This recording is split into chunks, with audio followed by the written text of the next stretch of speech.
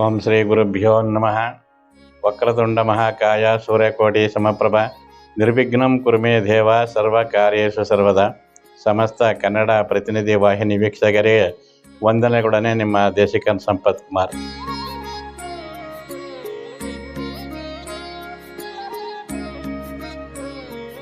ಹಾಗಾಗಿ ಈ ಮಾಸದಲ್ಲಿ ವಿಶೇಷ ಹಬ್ಬಗಳಲ್ಲಿ ಶ್ರೀ ಪಂಚಮಿ ಹಬ್ಬವು ಕೂಡ ಒಂದು.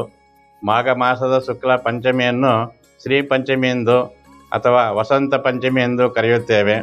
ಶ್ರೀ ಎಂದರೆ ಲಕ್ಷ್ಮಿ ಅಂತಲೂ ಅರ್ಥ. ಅದೇ ರೀತಿ ಶ್ರೀ ಎನ್ನುವ ಪದಕ್ಕೆ ಸರಸ್ವತಿ ಅಂತಲೂ ಕೂಡ ಅರ್ಥವಾಗಿರಲಿದೆ.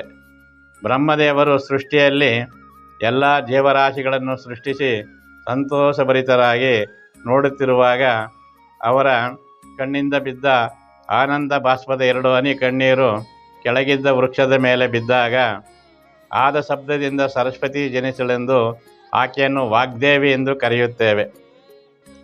ಆಶ್ವೇಜ ಮಾಸದಲ್ಲಿ ಶರನ್ನವರಾತ್ರಿಯಲ್ಲಿ ಮೂಲ ನಕ್ಷತ್ರದ ದಿನ ಸರಸ್ವತಿ ಪೂಜೆ ಮಾಡುತ್ತೇವೆ.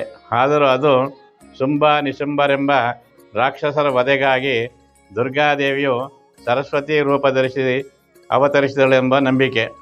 ಆದ್ದರಿಂದ ಆ ಒಂದು ಸರಸ್ವತಿ ಪೂಜೆಯೇ ಬೇರೆ. ಈ ಸರಸ್ವತಿ ಪೂಜೆಗೆ ಅದಕ್ಕಿಂತಲೂ ವಿಶೇಷವಾದ ಸ್ಥಾನಮಾನವಿರುತ್ತದೆ.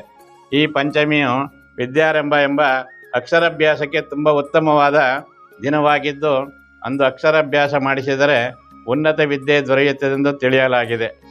ವಿದ್ಯಾರಂಭ ಕಾಲದಲ್ಲಿ ನಾವು ಸರಸ್ವತಿ ಆರಾಧನೆಯನ್ನು ಈ ರೀತಿ ಮಾಡುತ್ತೇವೆ. ಸರಸ್ವತಿ ನಮಸ್ತುಭ್ಯಂ ವಿದ್ಯಾರಂಭಂ ಕರಿಷ್ಯಾಮಿ ಸಿದ್ಧಿರ್ಭವತು ಮೇ ಸದಾ.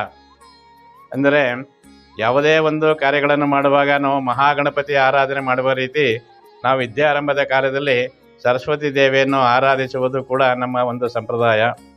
ಅಂದರೆ ವಿದ್ಯಾರಂಭ ಕಾಲದಲ್ಲಿ ಸರಸ್ವತಿ ಆರಾಧಿಸುವುದು ಮುಖ್ಯ ಎಂದು ಅರ್ಥ. ವಿದ್ಯೆಯಿಂದ ವಿನಯ, ಗೌರವ, ಕೀರ್ತಿಗಳು ಲಭಿಸಲಿದೆ. ಸರಸ್ವತಿಯು ಶ್ವೇತ ವಸ್ತ್ರಧಾರಣೆಯಾಗಿ ಒಂದೇ ಕೈಯಲ್ಲಿ ವೀಣೆ, ಮತ್ತೊಂದು ಕೈಯಲ್ಲಿ ಅಕ್ಷರಮಾಲೆ, ಮತ್ತೊಂದು ಕೈಯಲ್ಲಿ ಪುಸ್ತಕ, ಮಗದೊಂದು ಕೈಯಲ್ಲಿ ವೀಣೆ ಮೀಡುತ್ತಿರುವುದು ಈ ರೀತಿಯ ಭಂಗಿಯಲ್ಲಿರುತ್ತದೆ. ಇಂದು ಒಳ್ಳೆಯ ಗೌರವ ಬೇಕಿದ್ದರೆ ಸರಸ್ವತಿ ಅನುಗ್ರಹ ನಮಗೆ ಮುಖ್ಯ. ಇಂತಹ ಒಂದು ಶುಭ ದಿನದಂದು ನಾವೆಲ್ಲರೂ ಸರಸ್ವತಿಯನ್ನು ಆರಾಧಿಸೋಣ. ಸರಸ್ವತಿ ಗಾಯತ್ರಿ. ಓಂ ವಾಗ್ದೇವಿ ಚ ವಿದ್ಮಹೆ ಬ್ರಹ್ಮಪತ್ನಿ ಚ ಧೀಮಹಿ ತನ್ನೋ ಸರಸ್ವತಿ ಪ್ರಚೋದಯಾತ್.